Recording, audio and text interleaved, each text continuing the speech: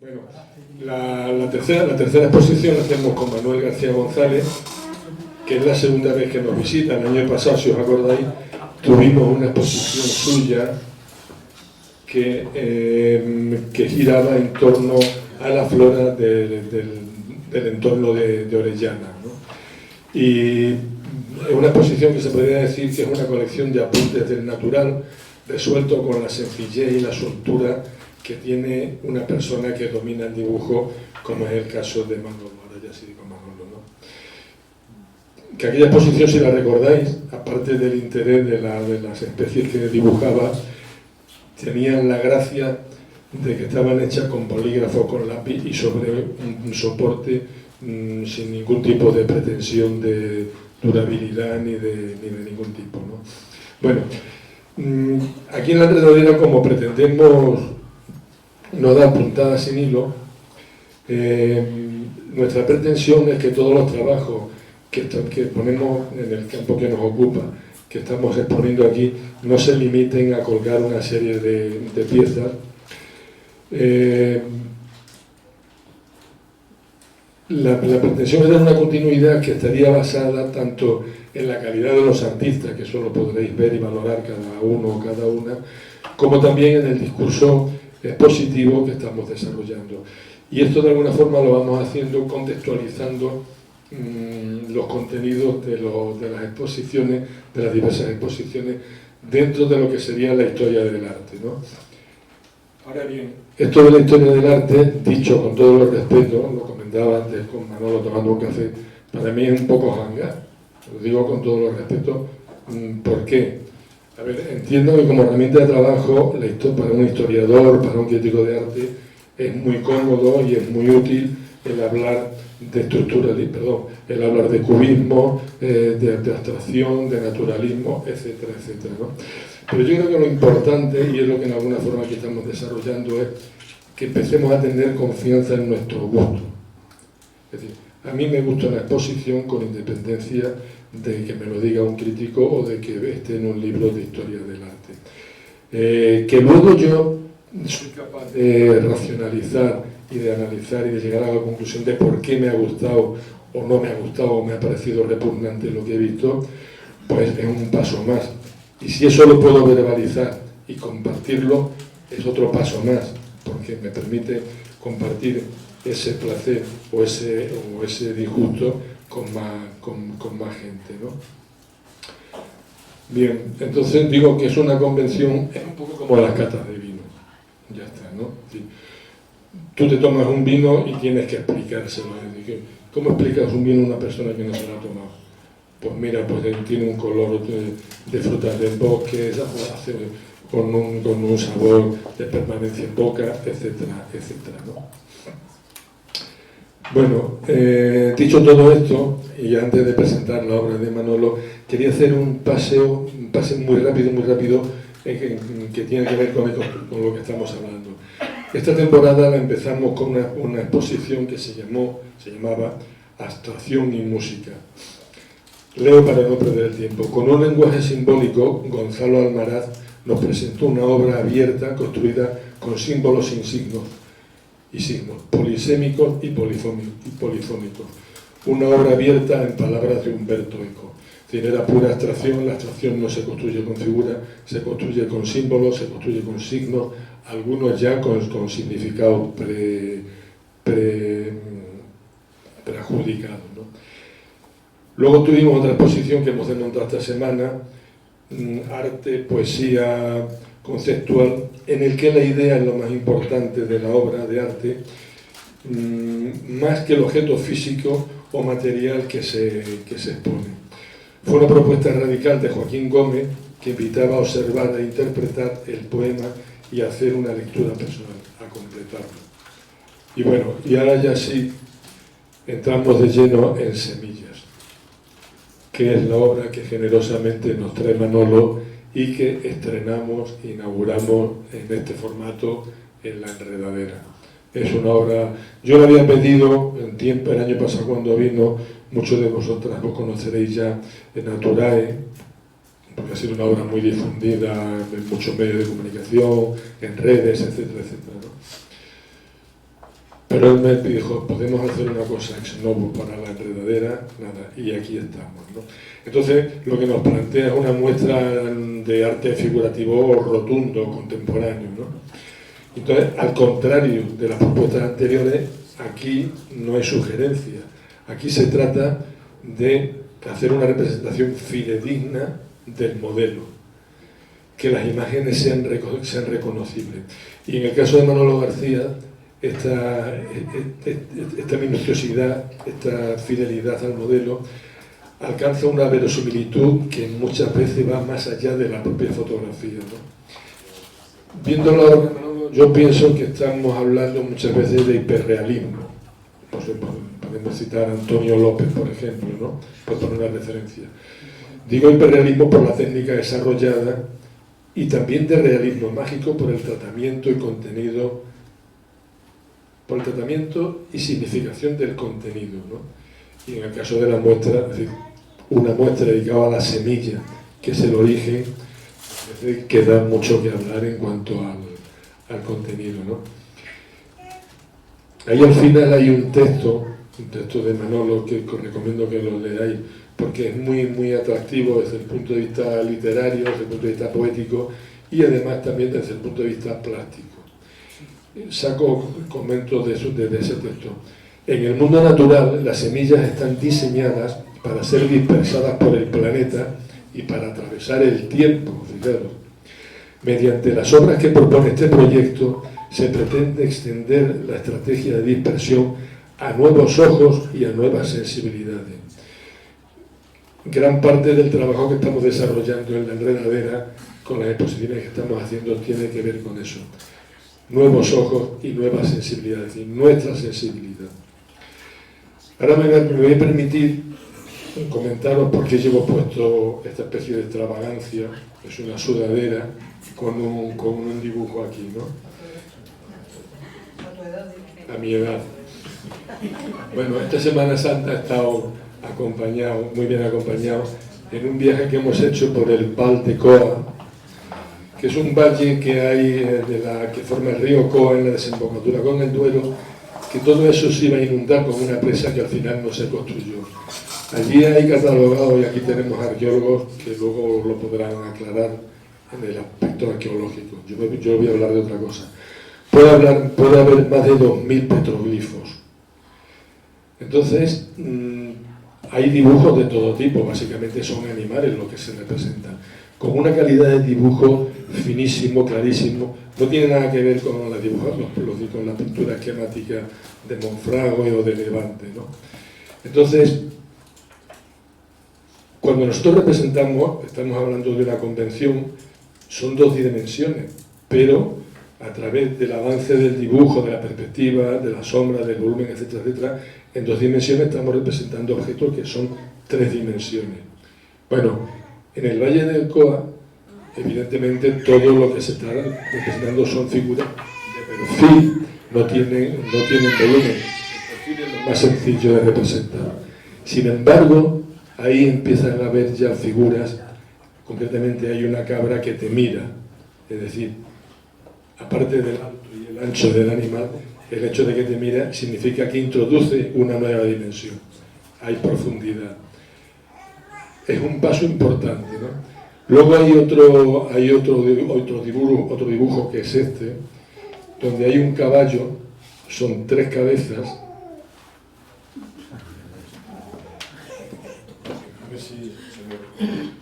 Son tres cabezas, es un caballo que va a montar a una yegua, va a copular. Sabéis que muchos herbívoros, muchos animales, no sé por qué, porque no conozco la sexualidad ni las costumbres sexuales de estos animales, acaban mordiendo el cuello, el pescuezo o pescozo, dicen los portugueses, del animal para fijar a la hembra. Bueno, este caballo tiene, el mismo caballo, la cabeza está dibujada en tres movimientos, en tres posturas. Hay movimiento. Es decir, que en el Valle del Coa vemos dibujos donde aparece la convención de dos dimensiones, pasa a tres y vemos el movimiento. ¿Por qué digo todo esto? Porque estamos con un innovador, estamos con una persona que ha traído muchas cosas nuevas al dibujo. Yo por terminar esta especie de, bueno, no sé si de pedantería o de digresión, yo creo que esto que acabo de contar, junto con la formulación de las leyes de la perspectiva en el Renacimiento y todo este arte, todo este color inverso de Manolo, abre horizonte y da pasos adelante tremendos que amplían nuestra sensibilidad, nos mejora nuestra sensibilidad y nos mejora como personas. Y es que no quiero decir más cosas, pero ya se me ha acabado lo que tengo ya apuntado, colorín colorado. Así que Manuel...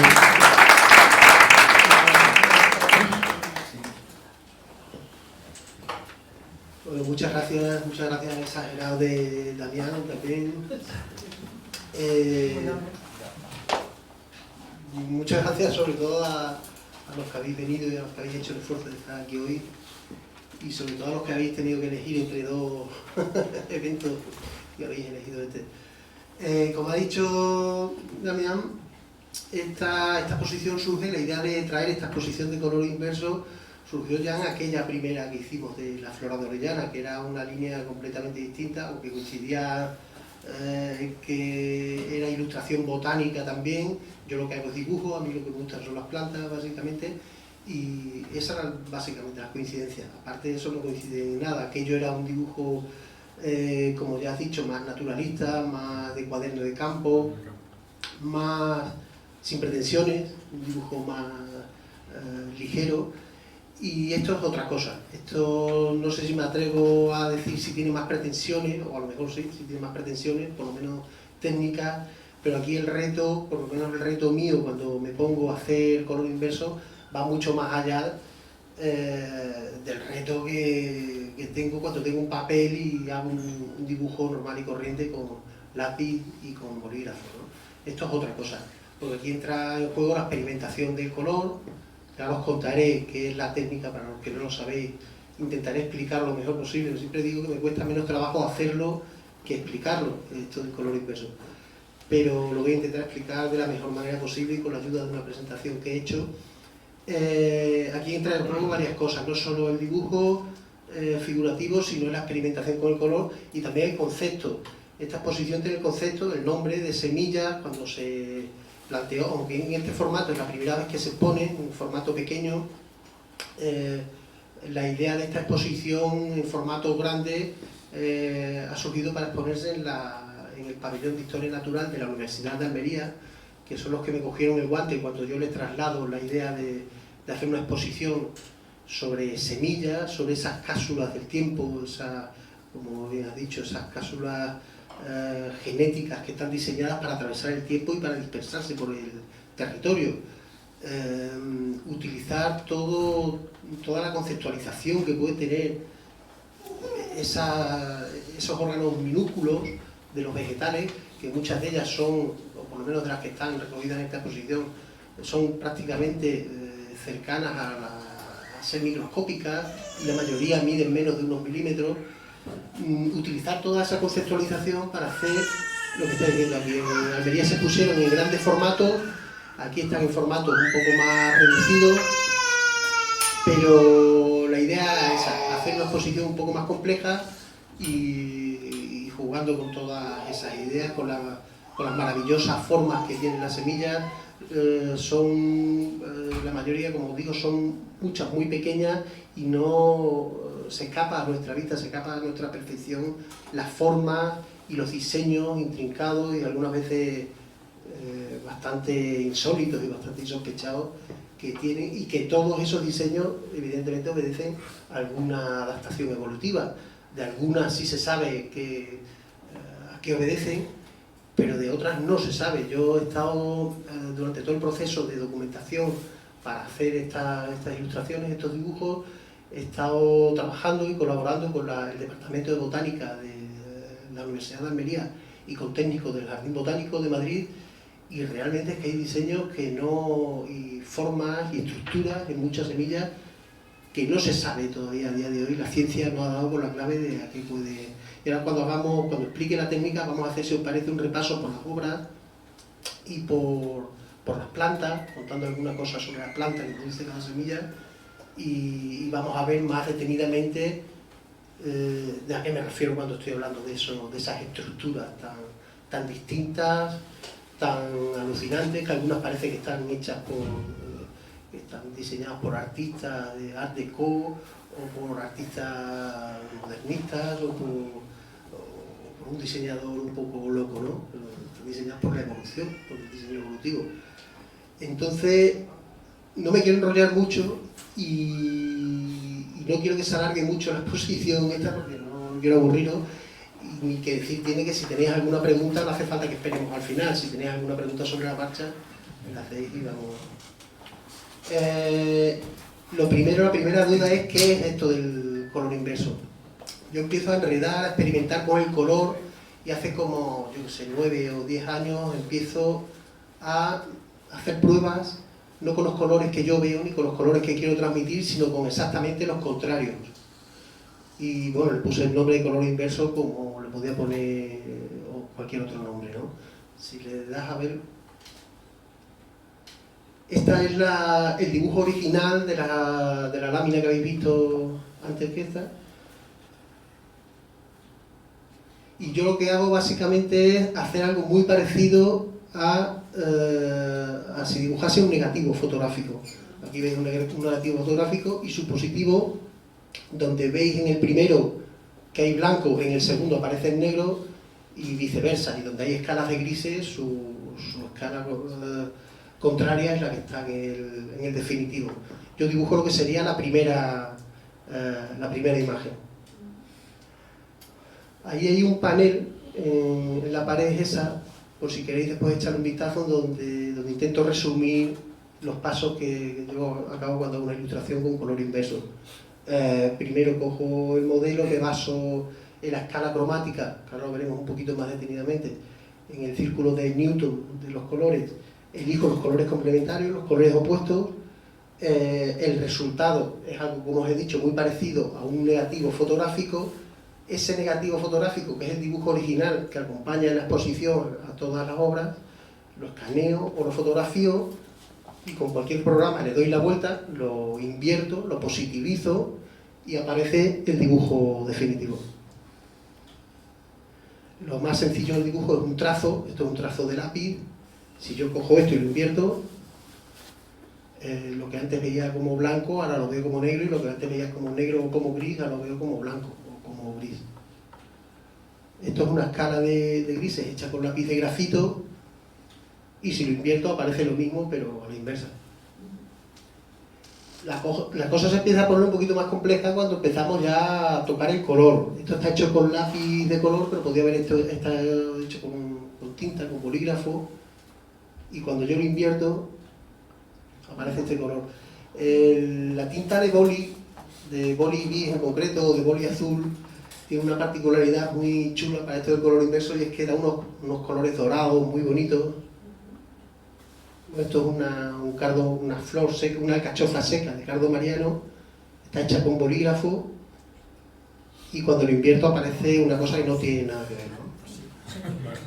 O sea, no tiene nada que ver, porque aquí además yo solo estoy plasmando donde da la luz con el objeto, en este caso con las plantas. Solo estoy plasmando la superficie, no estoy plasmando ni contornos ni formas, solo la zona donde impacta la luz, que es lo que he dibujado.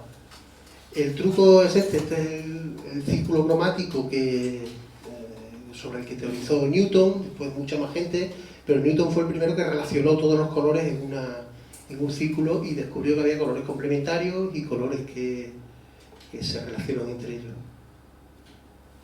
Hay muchas maneras de relacionarse entre los colores, hay tríadas, hay complementarios divididos, pero a mí los que me interesan, hay colores análogos,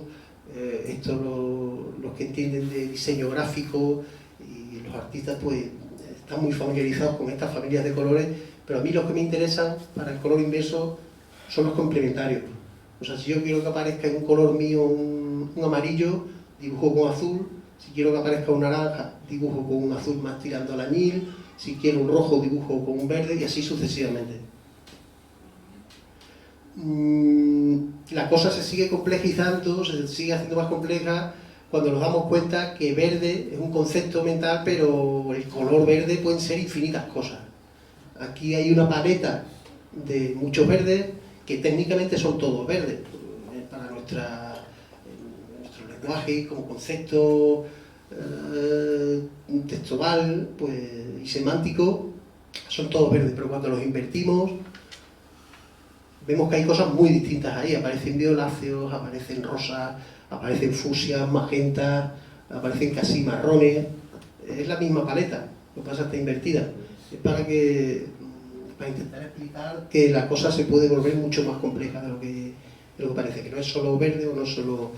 Esto es un caso real, el mismo ejercicio que con la paleta, pero con un caso real. Eso es la selva amazónica. Si le doy la vuelta, pues ahí vemos mucho. Es un negativo fotográfico, ni más ni menos. Esto es lo que dibujaría yo para que apareciese la primera imagen. Pero eso no es dibujo, eso es... No, esto es fotografía, Esto es un pinchapar de la Sierra de Ronda, que veis los colores ahí del otoño, y los pinzapos, y los pinos, algún castaño. Y veis que no tiene nada que ver, que aparecen tonos ahí muy distintos. Vamos a hacer lo mismo. Esto es un primer plano de una hoja de catalpa.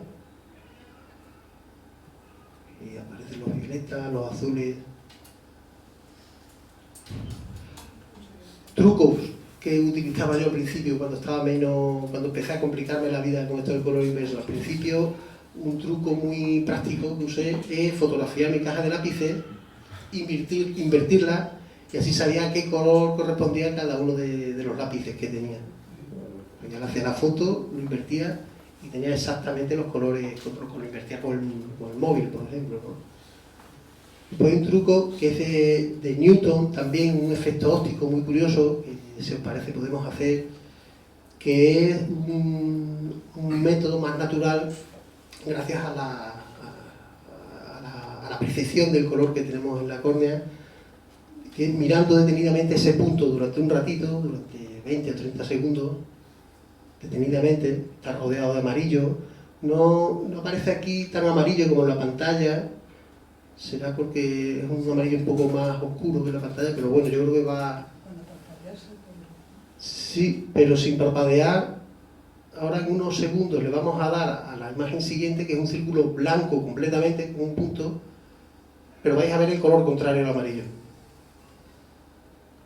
que es el violeta. No sé si habéis visto un poquito de rosado, de violáceo. Se mueve, según vas moviendo más, se mueve. se va moviendo. Sí. Es un azulito claro. No sé si lo habéis percibido, pero un truco muy curioso, un efecto óptico para ver cuál es el color contrario de determinado color, ¿no? Y bueno, y así se puede hacer. Empecé a experimentar y se pueden hacer muchas cosas, ¿no? Se pueden hacer desde esto que parece que hay aquí una cantidad de trazos exagerada, una cantidad de... Está feo que lo diga porque eso no queda demasiado bien, ¿no? Pero el color inverso es una de las cosas que tiene muchísimo menos trabajo de lo que parece, ¿no? Aquí parece que hay mucho trabajo de dibujo, pero si le das hay muy poco trazo. Está hecho con boli negro y con boli azul. Hay muy poco trazo. O esto, que es un caracol, un otala láctea, creo que se llama.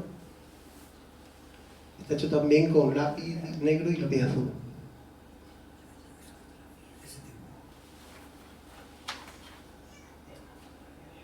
O esto, que es una sección de una cachofa. O esto, que es un helecho, un pteridium.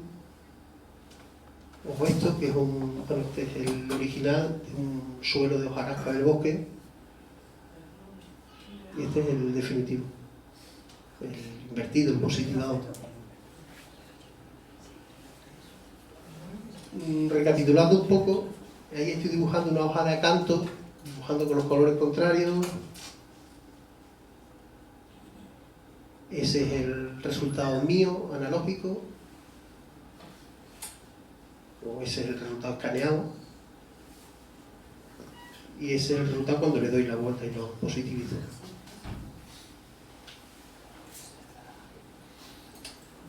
No sé si da la sensación de que hemos estado caminando en círculo, me he enrollado un poco, entrado en bucle pero vamos, simplemente era eso, explicar un poco cuál es la, no sé si he sido lo suficientemente explícito, pero explicar un poco cómo es la técnica de color inverso antes de entrar a hacer un repaso por las obras, que es lo que yo creo que es lo interesante. Las obras son todas semillas. Como la idea del proyecto surge a finales del año pasado en la Universidad de Almería, la mayoría de las que hay aquí son o bien endemismos andaluces o algún endemismo de la provincia de Almería, y en cualquier caso plantas autóctonas de la península ibérica. Lo primero, claro, yo me tengo que valer también me puedo haber valido de la propia semilla y mirarla yo con un microscopio, pero en este caso me he servido de fotografías que o bien desde el Jardín Botánico o bien desde el Departamento de Botánica de la Universidad me han facilitado, y son semillas muy técnicas, muy científicas y con una calidad tan buena como esta, que no solo me da la posibilidad de escoger el ángulo sobre el que yo quiero hacer el dibujo de la semilla, sino que tiene la escala también. Ahí podéis apreciar que esta semilla tiene escasamente 1 milímetro. Y fijaos qué cosa, ¿no? O sea, desde el punto de vista científico y desde el punto de vista botánico es muy interesante y es muy curioso, pero desde el punto de vista artístico, que es lo que quería yo explorar con el proyecto con la exposición esta, a mí me parece que esto tiene unas posibilidades tremendas, ¿no? Porque es que parece una joya, Manolo. Es que es una joya, es que eso... Es que parece un pendiente, recuerda una pieza de orfebrería, ¿verdad? Entonces yo, basándome en esas fotografías, pues evidentemente primero hago un encajo el dibujo con un lápiz de grafito, como cualquier dibujo, estudio la estructura para ceñirme lo máximo posible a ella, empiezo a aplicarle el color. Sí es cierto, y lo hablábamos antes, que el color, la gama de colores, la paleta de colores no es tan diversa como la diversidad de formas que tienen las semillas. Las semillas son casi todas amarronadas o con tonos cálidos, ocre. O sea, aquí no hay una diversidad de colores tremenda, ¿no? Yo he jugado aquí, en este caso, en el caso de las semillas, con las texturas, con las formas y con los diseños. Sigo aplicándole las distintas capas de color. Un lápiz que le llaman, un lápiz que no tiene pigmento, un lápiz transparente que le llaman blender, y que a mí me sirve para borrar el trazo, hace que el trazo se quede como más aterciopelado o da sensación como de acuarela. Hay veces que estos dibujos tú los ves con una lupa y se ve muy homogéneo, no hay trazo algunas veces, y es porque le he aplicado el blender, que es una herramienta que homogeneiza básicamente.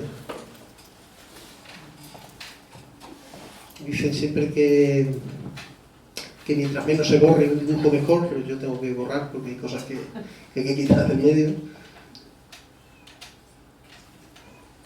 Ahí con las herramientas que he utilizado, los azules. Ese es el dibujo acabado. Y este es el definitivo ya, después de que está por ahí. Sí. Esta es la Glysophila Etrutium, que por cierto, bueno, es una planta anual que da unas florecitas blancas. No sé si, para el que no la conozca, si os suena la Glysophila paniculata, que es una planta que se utiliza en ramos de floristería, que tiene unas florecitas pequeñas, muy en puntitos, blancas, que son así como muy difuminadas, muy... Pues esta es una pariente, una prima hermana de la Glysophila, paniculata. Es esta planta. No se sabe realmente, si le das un poquito para atrás, a ver, por favor. No se sabe realmente, hablando con los botánicos de la universidad y hablando con la del Jardín Botánico, nadie sabía, si alguien sabía a día de hoy a qué obedece la estructura que tiene la semilla esta. O sea, está claro que es por algo, porque la planta no produce, la naturaleza no hay nada gratuito, y si hay un diseño es porque obedece a algún alguna adaptación evolutiva, y otra cosa es que se nos escape. Pero en este caso, de manera a la vez que hace que la planta sea más competitiva por lo que sea, o la semilla sea más competitiva, a la vez pues ha conseguido un diseño tan bonito y tan interesante y tan complejo como este. ¿Es una semilla o son muchas semillas dentro de...? Es una semilla. Es una sola. Es una semilla, sí, que mide pues en torno al milímetro. Esta es la Cimbalaria muralis, que es una planta curiosísima, pero muy común.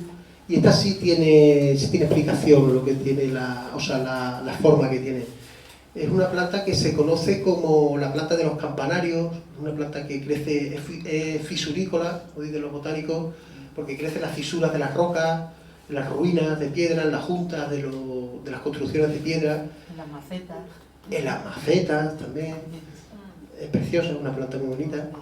Y tiene la particularidad de que, como es fisurícola y normalmente la naturaleza viviría en sustratos muy verticales, de roca, la semilla, la flor cuando cuaja la semilla, huye de la luz. Es, ¿cómo se llamaría lo contrario? Fotofóbica. Pongamos fotofobia. Pero tiene su nombre botánico. Fototropismo es cuando Fototropismo es lo contrario al fototropismo. Y el frutito busca la grieta, es un proceso alucinante, busca la grieta para dejar la semilla en un sitio buen resguardo, en una grieta de la roca. Entonces, si las semillas fuesen lisas, o fuesen redondas, o fuesen con una superficie, con una textura mucho más aerodinámica, se caerían, pero como tienen una superficie rugosa totalmente, son minúsculas, son semillas de menos de medio milímetro. Tienen esa superficie, pues tienen todas las posibilidades de quedarse agarradas en esa fisura de la roca.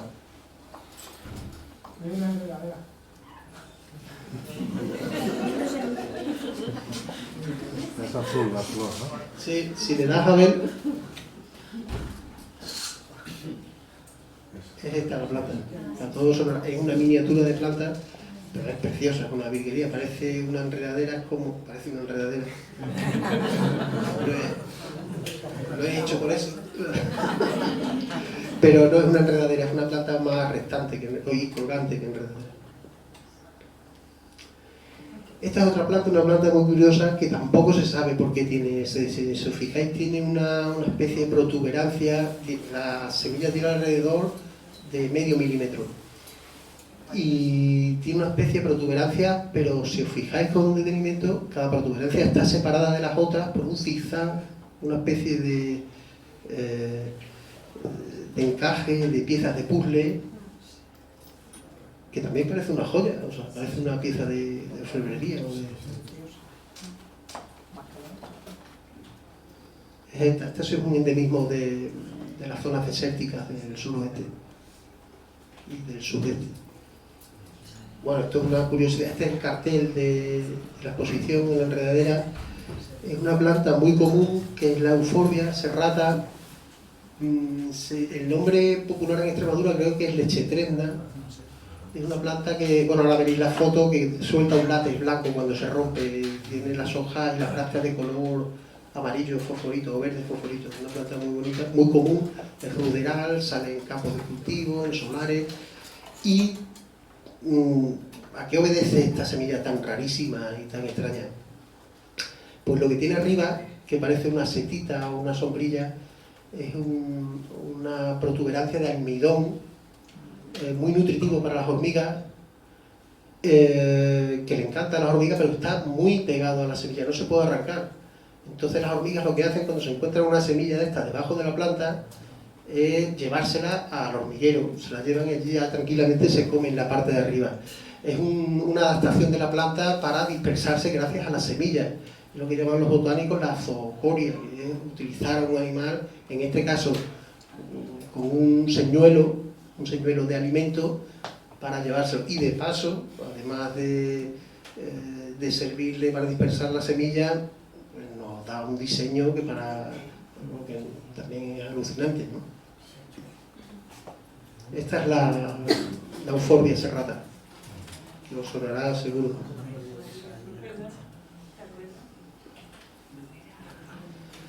Esto es una planta un poco rara, también es de las zonas litorales del Mediterráneo, el Euzomodendron, que si os fijáis, bueno, no todas las semillas son compactas, no todas las semillas tienen una cutícula dura, hay algunas que tienen cosas muy delicadas, como la membrana, que es un ala, no ni más ni menos que un ala, esa membrana casi transparente que tiene, que lo que le permite es cuando cae la semilla de la planta, si hay un poco de viento, dispersarse. Son métodos de dispersión, al fin y al cabo, ¿no?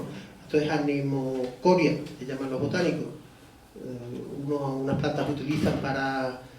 claro, eso es una ventaja competitiva. Si la semilla cae justo donde está la planta madre, es un inconveniente. Si es una planta anual, ahí va a haber menos nutrientes, y si es una planta que no es anual, pues va a tener la competencia de la planta madre. Interesa alejar las semillas todo lo posible. Unas utilizan los animales y otras utilizan el viento, como esta. Esta es la planta, esta es la familia de las brasicáceas, de las coles y de las colzas, y del brócoli y de los jarabagos amarillos. Esto también es una planta muy curiosa y utiliza también la zoocoria, la dispersión con animales, pero de otra manera. No utiliza las hormigas, utiliza los mamíferos. Esto realmente es un fruto, es un aquenio, dentro tiene la semilla, y gracias a esos ganchos se engancha en el pelaje de los perros, de los gatos, de las ovejas, y bueno, imaginaos cuando una semilla se engancha en el pelo de un animal, pues puede llegar al suelo a muchos kilómetros de donde estaba la planta madre, ¿no? También otro método de utilizar a los animales para dispersar la semilla. Y de paso, una vez más, pues nos da un diseño que parece... Un audífono. Ay, le has quitado la poesía, pero no había pensado que... No, parece una diadema, una especie de diadema con los garfios. Esos son los que permiten que se enganche en el... Un audífono, dice. Cuidado. Y la planta además es muy curiosa porque es también de zonas de arenales y de dunas, y aunque parece una gramínea, porque si veis, y además cuando se ve sin flores y sin frutos se confunde con una gramínea de la familia del trigo, de la avena, pero en cambio es una compuesta, es de la familia de los girasoles y las margaritas y las caléndulas. Una planta bastante rara. Otra semilla rara y loca, que algunas parecen alien o algo de eso, ¿no? O extraterrestres. Esta semilla puede tener como 2 milímetros, es también un aquenio, porque la semilla está dentro, pero el aquenio, en este caso el fruto no se divide, no se puede separar de la planta, está pegado totalmente. Esta planta la habréis visto 1000 veces, porque es una semillita de como 2-3 milímetros, que muchas de las veces que habéis ido al campo la habéis traído los cordones o los calcetines. El Torilis albensis es de la familia del perejil y de unas melíferas de la familia del perejil, el apio y la cicuta, y tiene un sistema perfecto para quedarse pegado o en las plumas o en los pelos de los animales, o desde que existen calcetines y cordones de la bota, y los cordones y la... ¿Eh? No, pero es un sistema perfecto. Si os fijáis, uno tiene una serie de ganchitos que son minúsculos, pero es que cada ganchito tiene, como si fuese un fractal, tiene otra serie de ganchitos más minúsculos todavía, lo que hacen que un efecto velcro que hace que se enrede ahí contra las fibras y se aleje de la planta madre. Es precioso. Sí, es preciosa y la habréis visto muchas veces porque es muy común en lindes, en caminos.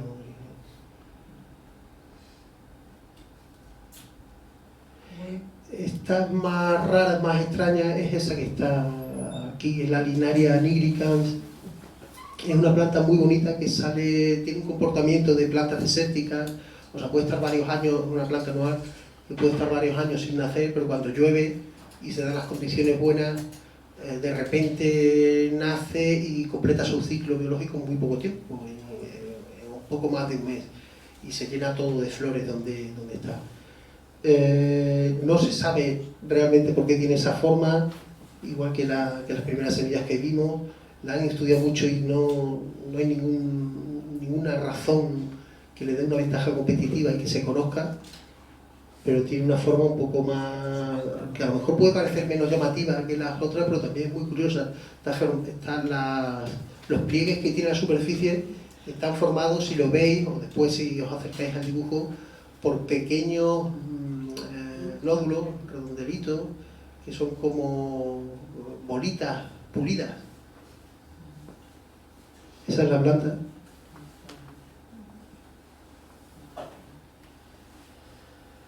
Ya sabemos. Y no, era básicamente por poner un poco también, porque aquí no solo es la estética y la belleza que pueden tener las semillas, sino también una de las cosas, de los conceptos con los que jugábamos cuando se planteaba esta exposición era la divulgación, ¿no? O sea, que nos acerquemos a esas cosas, a estas semillas que son prácticamente invisibles, porque en condiciones normales no las veríamos, y no solo acercarnos y verlas y disfrutar de su forma, de su diseño, ¿no? Y de las formas que tienen, de las adaptaciones evolutivas, sino también de paso a conocer un poquito de ellas, y si son de plantas que son interesantes, pues mejor todavía, juntar divulgación y estética. Y no sé si me dejo algo de tintero o si me he alargado mucho y me he enrollado mucho. O si tenéis alguna pregunta también.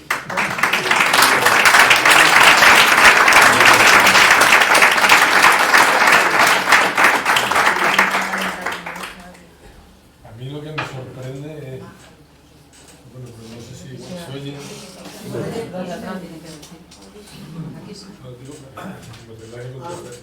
No digo la que, bueno, ya lo habíamos comentado. Supongo que ahora, después de tanto tiempo trabajando con el sistema del color inverso, lo tendrás ya por la mano mecanizado, ¿no? Pero, claro, el resultado es absolutamente brillante, pero a mí me parece que el proceso es complicadísimo, que tienes que pensar al contrario para llegar. Hay casos, lo que has dicho del bolígrafo, por ejemplo, ese dorado porque resulta es absolutamente inigualable. Entonces no sé si te compensa todo ese esfuerzo, porque al invertir te surgen colores que en las paletas normales no están. ¿O por qué? Claro, no sé si están o no están, seguro que sí están en alguna paleta, seguro que sí existen esos colores. Pero a mí me resulta muy interesante esta técnica porque consigue unos efectos muy potentes a los que nos gusta el barroco y el tenebrismo de esta gente de Caravaggio. Y eso, pues esta fotografía, estoy pensando en las fotografías de botánica. Salen de la oscuridad, según claro, se trata de, ya sea fotografías o estos dibujos, de quitar todo lo superfluo, se quita el fondo, o como hacía Caravaggio y esta gente, ¿no? Quitan todo, quitan hasta los contornos, y lo único que queda es donde impacta la luz, utilizando los colores mínimos. En este caso yo, para conseguir ese efecto, utilizo los colores contrarios y me dan unos resultados que yo creo, que a mí me gusta porque son potentes. Y esto lo podía conseguir por el camino más directo, a lo mejor, que es coger un papel negro y dibujar con esos colores, no sé. Concretamente el dibujo ese que antes lo hemos estado viendo aquí de cerca, yo no sé, pero a mí me da la sensación de que, te he comentado además, que a mí me agobia solamente verlo, porque el dibujo es de una minuciosidad, toda esa textura que aparece de terciopelo, si se ve de cerca, son como ricitos, pero además ricitos que hay planos, es decir, que tú ves un rizo, otro rizo, y a mí es una cosa que me sobrepasa. No ya el inverso, sino primero la calidad de dibujo que eres capaz de desarrollar, y luego encima, bueno, ya con la técnica esta se llega al resultado cromático ese, pues claro, por eso yo decía antes que en el Valle del Coa había un Manolo González allí, ¿no? Porque, claro, el que se inventa el que pasa de la cabrita que está en 2 dimensiones y le gira la cabeza, Ahí hay un proceso... ahí ha metido una tercera dimensión. Ya hay alto, ancho y la cabeza para adelante. Sí, sí. Hay un proceso... Yo más te agradezco que me lo pares con el hombre ese. Con el Renato.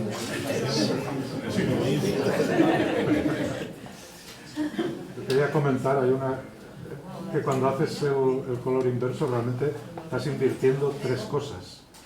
Una es el color en sí, o sea, lo que sería el componente, la longitud de onda de la luz.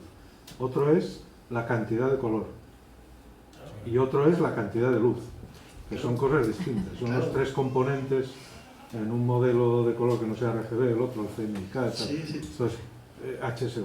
O sea, una cosa es invertir el color, la cantidad que tienes que, donde hay menos, tienes que darle más, y luego la luz. Sí. O sea, es que son 3 cosas a la vez. Sí. Y la forma, porque muchas veces es la forma también contraria a lo que... Claro, es que la cantidad de luz, lo que son las sombras, tienes que invertirlas. Sí. Porque vamos, a mí el ojo me lleva a pintar... No me saldría eso, es que es imposible, no me saldría lo otro. Sí. O sea, ese negativo son 3 cosas, no solo 2. Sí. Claro, porque hay pigmentación. Hay cantidad de pigmento, color del pigmento y cantidad de luz.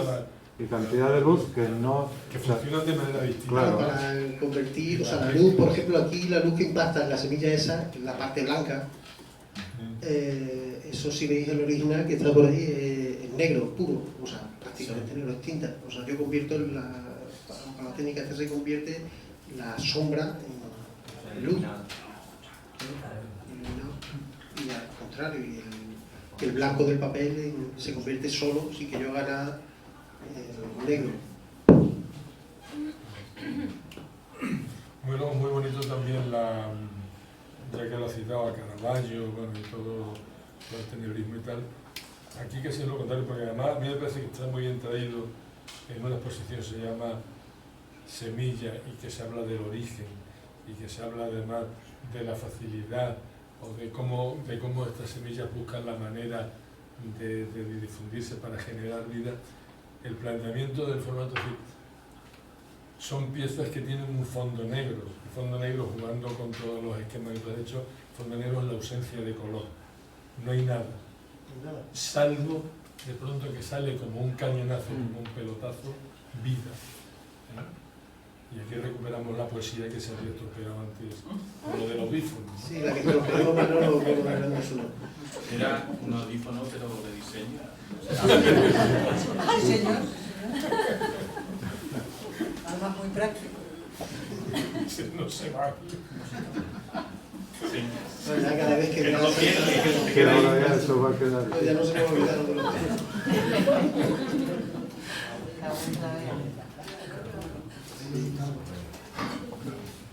Pero está claro decir que la vida es alegría, ¿no? Entonces, todo lo que nos ha contado Manolo, aparte de lo bien que lo ha contado, lo que ha contado nos está produciendo un rato de placer que no tiene precio, ¿no? Nos podemos tomar una Onda que no me alegro de lo que estás diciendo. aguardiente de café.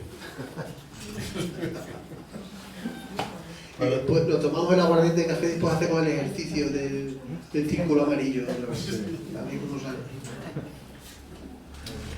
Pues no sé si tenéis alguna pregunta, si no, muchísimas gracias.